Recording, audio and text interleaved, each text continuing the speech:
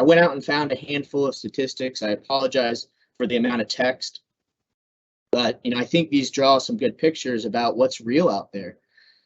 Forrester went out and looked at a 100-employee company, and what they found from a 1-to-1 ratio from knowledge workers to frontline is that there's about $250,000 in productivity benefits by deploying these type of solutions, getting collaboration, bringing some continuity to how you interact and report from these tools. So that alone, right? If you went out and got $250,000 of free investing, hey, we may want to, invest in $30,000 or $40,000 of technology to achieve that return on investment. So let me make sure I understand that, Chris. That means that a 100-person company is going to spend about $250,000 just on productivity tools for their employees?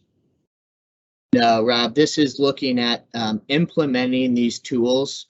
What this survey or this research found is that knowledge workers can save about 3 hours per week. Frontline workers can save about 2 hours per week. And when you look at the benefit of saving those hours respectively at a 60 and 40% per hour salary, that the company itself is going to generate about $250,000 of benefit by just making your people more productive. Wow.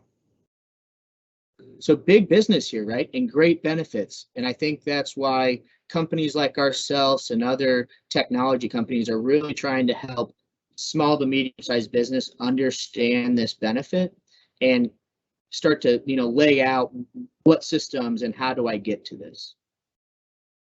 So continuing on here, I think as we look at retaining employees, which is a big thing, 43% of respondents in a survey said that building an effective team and collaboration was sort of the highest ranking for them for a great workplace.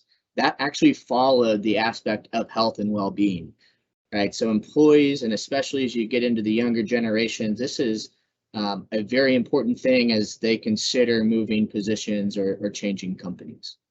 Yeah, and I could see how this is even more important in the post-COVID days with the fact that collaboration is going to most likely include distance collaboration as well. That's right. And the last one here, I think we can all relate to, but 86% of business owners attributed workplace problems to inadequate or poor communication tools.